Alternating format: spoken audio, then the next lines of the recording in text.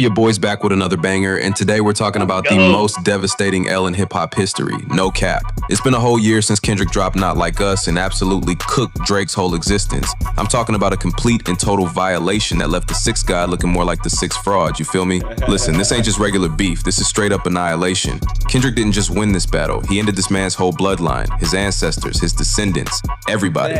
Drake got packed up so bad his own mama probably changed her last name. I'm dead serious. What I'm about to show y'all ain't just analysis. This is an autopsy, baby. We about to examine how one song can absolutely demolish a decade of dominance, how bars can literally rearrange a man's face, and how Kendrick didn't just beat Drake, he sent that boy to the shadow realm and threw away the key. By the time we done here, you're gonna understand why Drake been moving like he in witness protection, why his recent moves looking more like panic moves, and why Not Like Us wasn't just a diss track, it was a death certificate with Drake's name on it. This the story of how Kendrick Lamar absolutely bodied the so-called king and left him looking like a peasant, and why Drake will never, and I mean never, ever recover from this cosmic L. All right, let's get into these numbers real quick, because numbers don't lie, and they definitely don't. Look, we about to get right into this. It's your boy Jet Ski G back with another banger? Bro, back with a banger too. See, I knew this was my guy. Make sure y'all head over to Mic Drop TV. He dropping bangers. I rock with his channel, bro. So make sure y'all go show him some love. Hit that like button, hit that subscribe button, hit that like button over here, hit that subscribe button over here. Let's get right into this, y'all. He been dropping bangers. Give a damn about your feelings. Not Like Us didn't just go viral, it went nuclear and left Drake looking radioactive. This joint debuted at #1 on the Billboard, making it Kendrick's first solo #1 hit. But here's the disrespectful part. It took Kendrick one diss track to do what Drake been trying to do his whole career. Except this time, Drake couldn't say nothing back. Boy was mute, silent as a church mouse. Within 24 hours, the song had 50 million streams. The music video got 20 million views in one day. But these ain't just numbers. This is proof that the culture been waiting for somebody to expose Drake like this. The streets been knowing, but Kendrick said it with his chest. This song stayed at #1 for weeks. Diss tracks don't usually do that. They pop off and disappear. But Not Like Us had staying power because it wasn't just entertainment. It was therapy for everybody who been tired of Drake's fake deep act. For years, we watched Drake dominate the charts while real ones questioned if this boy even belonged in the culture. Kendrick gave us permission to say what we've been thinking, and the response was overwhelming. This became an anthem, not just a diss. But the real damage wasn't the streams. It was what those numbers represented. The culture finally said, "We don't claim you," to Drake's whole operation. Yo, if you enjoying this destruction breakdown, smash that subscribe button and hit the bell. We about to dive deeper into how one song ended a whole career, and you don't want to miss this carnage. Now let's talk about what Not Like Us actually did to Drake's soul, because this wasn't just rap beef. This was spiritual warfare, and Kendrick came with the holy water. Kendrick didn't just attack Drake's rap skills, he attacked this man's whole identity. The disrespect was surgical, systematic, and absolutely diabolical. When Kendrick said, "You're not a colleague, you're a colonizer," that hit different because it put into words what everybody been feeling. Drake been moving like he owns hip-hop culture when really he just been renting space. Kendrick called him out for being a culture vulture who sanitized our music for white suburban moms, and the accuracy was devastating. But Kendrick went deeper. He questioned the ghostwriting, the fake accents, the whole performance. These weren't random shots. These were heat-seeking missiles aimed at Drake's most vulnerable spots. The genius of Not Like Us was that it didn't just criticize Drake's music, it criticized his whole approach to being black. Kendrick positioned himself as the protector of authentic hip-hop against Drake's commercial colonization. And here's the brutal part. Drake never effectively responded. He dropped the Heart Part 6, but that joint was weak sauce. Boy sounded defensive, scattered, and absolutely cooked. For the first time ever, Drake looked like he got outclassed, not just lyrically, but strategically. The silence that followed was loud as hell. Drake, who built his career on being able to clap back at anybody, suddenly had nothing to say. And in hip-hop, silence equals surrender, and surrender equals death. But the real proof of Kendrick's victory ain't what happened right after. It's what's been happening this whole year. And that's where Drake's situation becomes absolutely hopeless.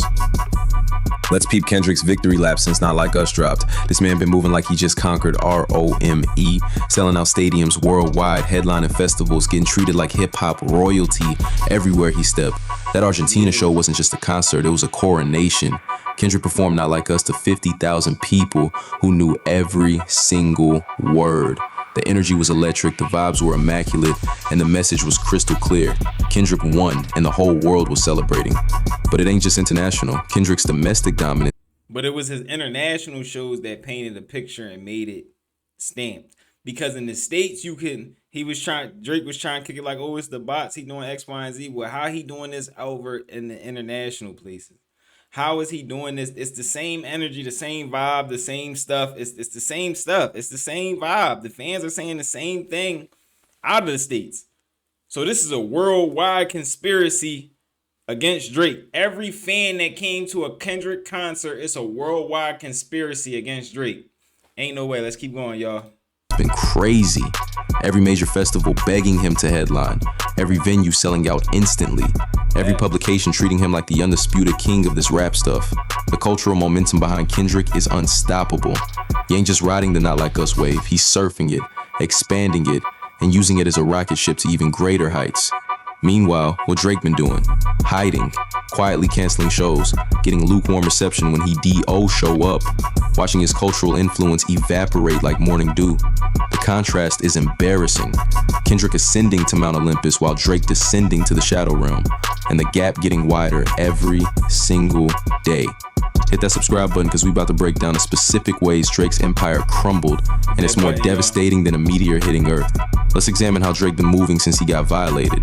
This man went from being everywhere to being a ghost, from dropping every other week to being silent for months, from being the culture's golden boy to being the culture's stepchild. And I said this in my last upload. It's gotten to the point where Drake is like DJ Academics and Maul are Drake speakers. You get what I'm saying? Like, I would say for maybe 3 months after the battle, Drake was still online speaking for himself. But he hasn't spoken for himself now. He's popped out a little bit and started speaking for himself because people like me and other people are starting to say, yo, you don't even talk for yourself no more. It's been getting to the point he's going into a recluse so bad. DJ Academics speaks for Drake. Listen, for the last 7 months maybe, everything you've heard from Drake's camp has come from DJ Academics. But let's go like a year and a half ago before like this battle happened. Drake would put his own messages out on his Instagram. This dude got annihilated. Let's go on. Drake's recent album rollout's been weak. His features been forgettable. His whole energy been different. You can see it in his eyes. This man's confidence is shook. Kendrick didn't just beat him in a rap battle. He broke his spirit. The industry been treating Drake different too. Collaborations drying up, features getting declined, producers choosing other artists. The machine that used to guarantee Drake's success is now working against him. And don't even get me started on the memes. Drake became a walking joke. Not Like Us turned into the soundtrack for every Drake slander session. Social media been ruthless. TikTok been merciless. The internet said this man is finished and minted. But here's the coldest part. Drake can't even respond anymore. Every time he tries to say something, people just play Not Like Us and he gotta sit down. Kendrick turned that song into Drake's kryptonite. The psychological damage is permanent. Drake used to move with the confidence of somebody who owned the culture. Now he moving like somebody who's renting and behind on payments. Make sure y'all subscribe because we about to talk about why this L is permanent and why Drake can never come back from this. Here's why Drake can never recover. Kendrick didn't just win a battle, he changed the rules of engagement. Not Like Us established new standards for what authentic hip hop looks like, and Drake fails every single one. The culture evolved past Drake. We don't want the sanitized commercial algorithm friendly rap no more. We want that raw, authentic, unapologetic energy that Kendrick represents. Drake's whole formula is outdated. Plus, Kendrick got the youth. The next generation of hip-hop fans grew up on Not Like Us. To them, Drake ain't the king. He's the old king that got... Yeah, they grew up on Not Like Us, but also remember it was a battle over Cardi, Playboy Cardi. That's why it was a battle over Playboy Cardi, because it was, you needed the new school on your side. And they both was trying to get songs with Playboy Cardi, but Playboy Cardi ended up choosing Kendrick Lamar. Let's keep going, y'all. Dethroned. They don't have nostalgia for his reign because they witnessed his downfall. The respect is gone. In hip hop, once you lose respect, you can't buy it back. You can't stream your way back to respect. You can't chart your way back to credibility. And Drake lost both when he couldn't respond to Kendrick. Every time Drake drops something new, people gonna compare it to Not Like Us. Every time he tries to be tough, people gonna remember how he got packed up. Every time he claims to be the best, people gonna laugh and press play on Kendrick. The legacy is tainted forever. Drake's whole discography got an asterisk now. All his achievements come with a but. Yeah, Drake had a good run, but Kendrick ended him. That's his story now. And the funniest part, Drake probably still listening to Not Like Us trying to figure out how to respond. Boy been in the studio for a year and still ain't found an answer. That's cause there is no answer. You can't come back from complete annihilation. Kendrick didn't just beat Drake, he retired him, sent him to the old folks' home of hip hop, put him in the used to be great category with all the other fallen kings. So there you have it. 1 year later and the verdict is final. Kendrick's victory is permanent, Drake's era is over, and Not Like Us will go down as the song that changed everything. Drake. And that's a fact, but let me vibe with y'all for a minute. And shout out bro over at what is it, Mic Drop TV. As soon as I heard him say he back with another banger, I said, yeah, this is my guy. This is my guy. Come on. Come over to the family. So make sure y'all go over there and show him some love. But Drake hasn't responded. Let me peel the curtain back for y'all a little bit. Drake can't respond to Not Like Us, because to respond to Not Like Us, he would have to drop a hit that's a diss track. Those happen once in a lifetime. Better yet, those happen once every maybe 10 years. The same way with Drake and Meek Mills. Also, I also look at this battle as very karmatic. The same way Kendrick Lamar dropped the diss track and then went on tour, Drake did the same thing to Meek Mill. I remember seeing Drake going to Meek Mill City in Philadelphia and doing back-to-back and all that stuff on him and really just rubbing it in. So it's a situation where we can't really feel bad for Drake. Also, he's a culture vulture. In the last upload with Mic Drop TV, I did a reaction and we kind of compared him to the Wizard of Oz, which is very true. He's really the Wizard of Oz. When you got to the end of the story, you found out he wasn't great at anything. Everything was just smoke and mirrors. And for that, he deserves everything that's coming to him because he claimed to be the best and the greatest MC in hip hop. And I had a comment yesterday of somebody saying like, is my channel kind of just going at Drake and like almost on some bully type time? And it's not, because what I responded to him and told him was, once you say you're the best in hip hop and you're the king of hip hop, at that point it opens you up to the criticism of the culture. And with the criticism of the culture, you must write to be the best MC in hip hop. If you don't want the criticism of the culture, and I'm actually bringing that up right now. If you don't want the criticism of the culture, then you probably want to go the Post Malone route. The Post Malone route is you use the culture like Post Malone did. You use our hip hop, you use our beats, you use our cadence, you use our auto-tune, you use the way that we do stuff. You get brought into the culture by other culturally accepted artists, predominantly black artists. And then once we say, yo, you ain't doing nothing for the culture, or, you ain't writing your music, or just, holding you to the standards of hip hop, you then go on tour with Jelly Roll and you act like you were never a part of hip hop. Meanwhile, you just stole from the culture. So Drake either goes that route, which I thought he was going to do with Morgan Wallen, which I still believe he's trying to do, because Morgan Wallen is an on-record racist.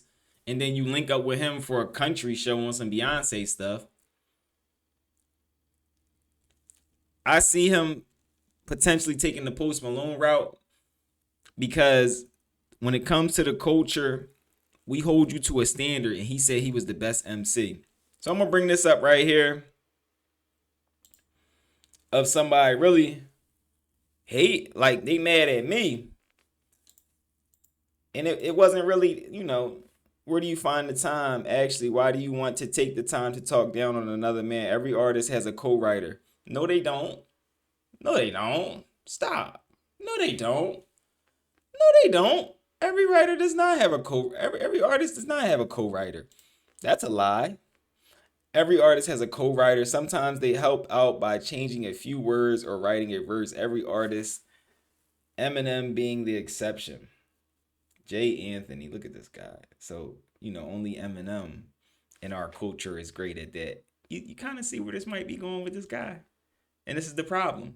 People that aren't from the culture having opinions on the culture. So you saying only Eminem is the only person that don't got a co-writer? Why would it be Eminem? And why would you be defending Drake this hard? I see a trend. So with that being said, I just kindly let him know what was going on. And this was on the Drake's Career is Officially Over video. Y'all can go tap into that. But yeah, we don't diss Drake. We just don't diss Drake and kill Drake on this channel. But we do hold people to a standard. If you say you are the best because the culture of hip hop is the program. And I don't care if it's Drake, Kendrick, Nas, Jay-Z, ain't nobody bigger than the program because the program means more to me than any of these MCs. And we got to protect the program at all costs. And a lot of people who aren't culturally seasoned don't understand that. They think we just dissing Drake. Oh no, you can't come at Drake because he's Canadian and he's Jewish. No. We coming at Drake because he came into the culture and he was the biggest liar we've ever seen in our lives. So with that being said, make sure y'all drop a like on this, comment, subscribe. Let me know what y'all think about this. Make sure y'all head over to Mike Drop TV. He been dropping them bangers. As soon as I heard that, I said, that's my guy. All right, we're going to rock out with that. All right, if ain't nobody told you they love y'all, you know I love y'all. I'm also going to drop 2 more bangers, one right here, one right here. Both of them go crazy. I'm going to see y'all in these next videos. I'm out, y'all.